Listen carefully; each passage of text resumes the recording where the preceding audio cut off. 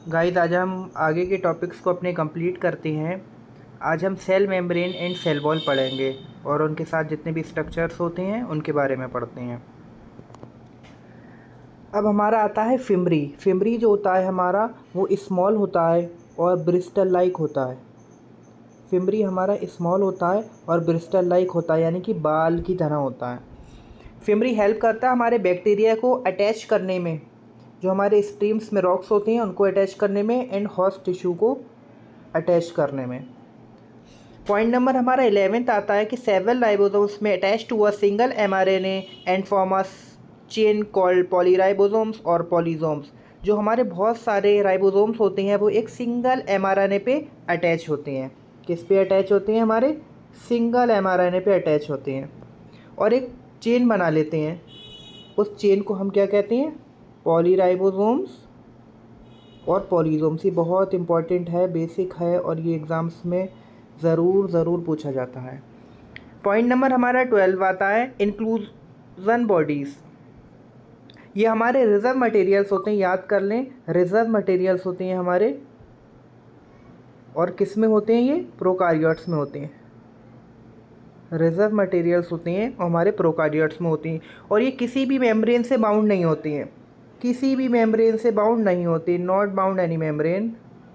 किसी भी मेम्ब्रेन से बाउंड नहीं होते और फ्री होती हैं, एकदम फ्री पड़े होते हैं। हमारे किस में पड़े होते हैं? फ्री साइटोप्लाज्म में पड़े होते हैं। इंक्लूजन बॉडीज़ में हमने 3 पॉइंट पढ़े। ये हमारे रिजर्व मटेरियल्स होते हैं, किस में होते हैं? प्रोकार्योट्स में होते हैं। नॉट बाउंड एनी मेम्ब्रेन, किसी भी मेम्ब्रेन से बाउंड नहीं होते हैं और lies free in the cytoplasm, और हमारे साइटोप्लाज्म में एकदम फ्री पड़े होते हैं। आइए अब आगे देखते हैं। अब आगे हमारे इसके एग्जाम्पल्स आते हैं, इंक्लूजन बॉडीज़ के एग्जाम्पल्स आते हैं। कौन सा आता है हमारे? याद रखें, इसके एग्जाम्पल हम आपको बताते हैं।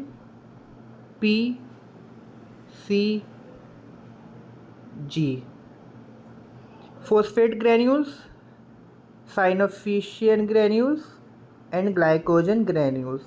3 एग्जाम्पल्स हैं हमारे। ये ट्रिक है छोटी सी, याद रखें। PCG phosphate granules, cyanophycean granules and glycogen granules. फिर पॉइंट नंबर हमारा 13 आता है gas vacuoles found in blue green and purple and green photosynthetic bacteria. हमारे गैस वैक्यूल्स कहाँ पे पाए जाते हैं? ब्लू ग्रीन में पाए जाते हैं, purple and green photosynthetic bacteria में। याद रखें, बैक्टीरिया होता है ये। Gas vacuole blue green purple and green photosynthetic bacteria में हमारे पाए जाते हैं। आइए अब आगे बढ़ते हैं। अब हमारी सेल वॉल की बात होती है, सेल वॉल की। याद रखें, सेल वॉल जो होता है हमारा नॉन लिविंग होता है। सेल वॉल हमारा नॉन लिविंग होता है, रिजिड स्ट्रक्चर होता है, बहुत हार्ड होता है। नॉन लिविंग होता है, रिजिड स्ट्रक्चर होता है। अब इसके कंपोजिशन की बात कर लेते हैं कि हमारी सेल वॉल, एल्गी की जो सेल वॉल होती है वो किसकी बनी होती है? गैलेक्टन्स की बनी होती है, मैनन्स की बनी होती है, सेलुलोज की बनी होती है, मिनरल लाइक कैल्शियम कार्बोनेट की बनी होती है। सेल हमारी एल्गी की सेल वॉल किससे बनी होती है बताइए? गैलेक्टन से बनी होती है, मैनल से बनी होती है, सेलुलोज से बनी होती है एंड हमारी मिनरल्स लाइक कैल्शियम कार्बोनेट की बनी होती है। अब बहुत मोस्ट इंपॉर्टेंट कि प्लांट की सेल वॉल किससे बनी होती है, ये तो ज़रूरी आता है। किससे बनी होती है? सेलुलोज से बनी होती है हमारी, हेमी सेलुलोज से बनी होती है हमारी, पेक्टिन से, प्रोटीन से बनी होती है। CHPP,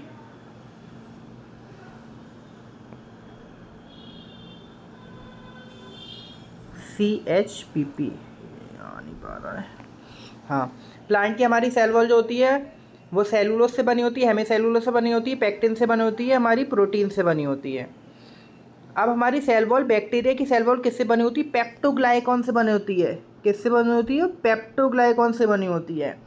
और हमारी सेल वॉल जो होती है उसके फंक्शंस क्या होते हैं ये भी हम आपको बताएंगे अभी। इसके फंक्शंस क्या होते हैं? अब सेल वॉल हमारी प्राइमरी भी होती है, सेकेंडरी भी होती है। याद रखें, प्राइमरी सेल वॉल जो होती है वो कैपेबल होती है किसके, ग्रोथ के लिए कैपेबल होती है। And cell wall of young plant cell की जो सेल वॉल होती है वो डिमिनिश्ड हो जाती है, कब होती है डिमिनिश, जब सेल मैच्योर हो जाता है। ये भी क्वेश्चन आ सकता है कि प्राइमरी सेल वॉल जो होती है यंग प्लांट सेल्स की वो कब डिमिनिश्ड होती है, वो डिमिनिश्ड होती है जब सेल मैच्योर हो जाता है हमारा। सेकेंडरी सेल वॉल जो होती है हमारी वो कहाँ पे बनती है, सेल की इनर साइड पे बनती है। लोग सोचते होंगे कि सेकेंडरी है तो बाहर बनेगी, नहीं, इनर साइड पे बनती है towards membrane. Most important point है, ये याद रखें आप। अब ये तो बहुत ही क्वेश्चन पूछा जाता है कि मिडिल लैमेला किसका बना होता है। मिडिल लैमेला जो होता है हमारा वो कैल्शियम पैक्टेट का बना होता है। मिडिल लैमेला कैल्शियम पैक्टेट का बना होता है। फंक्शन पे आ जाते हैं। सेल वॉल का हमारा फंक्शन क्या होता है, सेल वॉल का फंक्शन होता है ये हमारे सेल को शेप प्रोवाइड करता है, ठीक है, प्रोटेक्ट करता है ये हमारे मैकेनिकल डैमेज एंड इन्फेक्शन से, और सेल्स की हेल्प करता है इंटरेक्शन करने में, और प्रोवाइड भी करता है बैरियर को, ताकि अनडिज़ायरेबल मैक्रोमोलिक्यूल्स जो हैं वो सेल्स में हमारे ना आ सकें। 4 हमने फंक्शन पढ़े हमारे सेल वॉल के, कि ये शेप देता है हमारे सेल को, प्रोटेक्ट करता है मैकेनिकल डैमेज से प्लस इन्फेक्शन से, और सेल्स की हेल्प करता है, किस में हेल्प करता है, याद रखें, इंटरेक्शन में हेल्प करता है, और बैरियर प्रोवाइड करता है ताकि अनडिज़ायरेबल जितने भी मैक्रोमोलिक्यूल्स हैं वो सेल्स में एंटर ना कर सकें। आइए अब सेल मेम्ब्रेन की हमारी यहाँ पे बात होती है।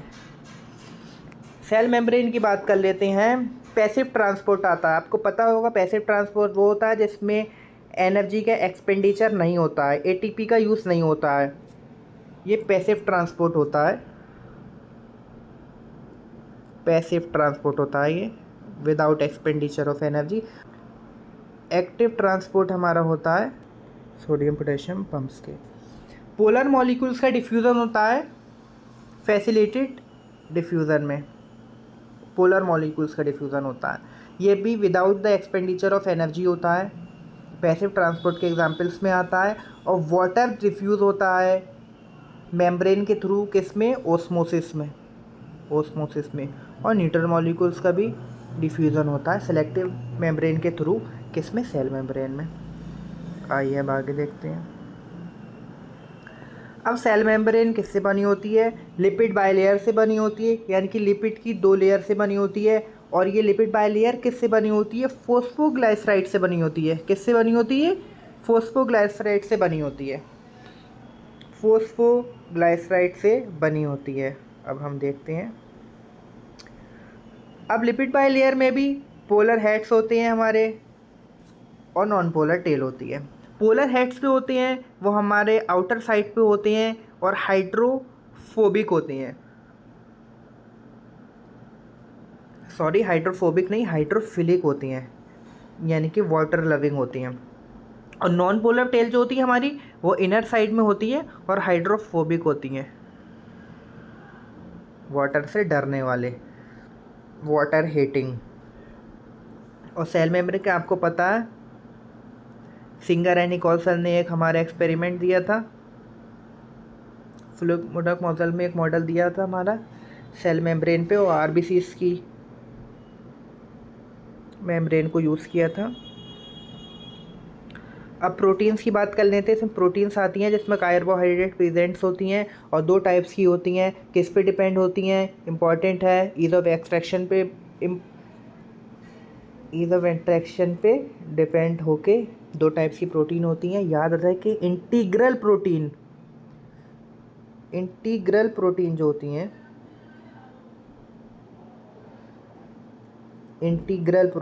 होती हैं, पार्शियली और टोटली बरीड होती है, एकदम ढसी हुई होती हैं। किस में होती है, मेम्ब्रेन में ढसी हुई होती हैं। और हमारी पेरिफेरल जो होती हैं वो फ्री होती हैं, सरफेस पे पड़ी हुई होती हैं।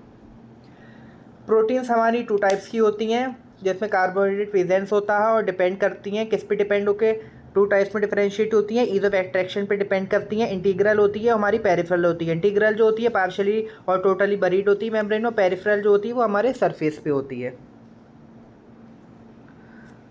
अब फ्लूइड मोज़ेक मॉडल की बात कर लेते हैं। इसमें बताया गया है क्वासी फ्लूइड नेचर होता है लिपिड्स का, जो कि लेटरल मूवमेंट कराता है प्रोटीन का विद इन लिपिड बायलेयर, और इसी को फ्लूइडिटी भी बोलते हैं। अब फ्लूइड नेचर ऑफ मेम्ब्रेन जो होता है, मेम्ब्रेन का जो फ्लूइड नेचर होता है वो किस किस में हेल्प करता है? वो किस किस में हेल्प करता है? सेल ग्रोथ में हेल्प करता है, सेल ग्रोथ में हेल्प करता है, सेक्रीशन में हेल्प करता है, एंडोसाइटोसिस में हेल्प करता है। एंडोसाइटोसिस आपको पता होगा, engulfing of substance from outside to inner side, यानी बाहर का न्यूट्रिएंट्स वगैरह लेना और अंदर सेल के पहुंचाना, इस प्रोसेस को एंडोसाइटोसिस कहते हैं। और ये फ्लूइड नेचर जो मेम्ब्रेन का है ये हमारे सेल डिविजन्स में भी हेल्प करता है और formation of inter cellular junction, यानी सेल के बीच में जो जंक्शंस होते हैं उनको बनाने में भी ये हेल्प करता है। अब यहाँ पे हमने जितना कि पैरामेडिकल्स में पूछा जाता है सेल मेम्ब्रेन और सेल वॉल के बारे में उतना हम पढ़ चुके हैं। उम्मीद है कि आप बच्चों को ये दोनों टॉपिक समझ में आए होंगे, और कोई भी डाउट हो तो आप कमेंट कर सकते हैं और अपना डाउट पूछ सकते हैं। आपके डाउट का सलूशन ज़रूर दिया जाएगा। अब इसके आगे के टॉपिक्स हम नेक्स्ट वीडियोस में कंटिन्यू करते हैं। आप चैनल्स को सब्सक्राइब करें, बेल आइकन दबाएं और इस वीडियो को लाइक करें और शेयर करें। Thank you.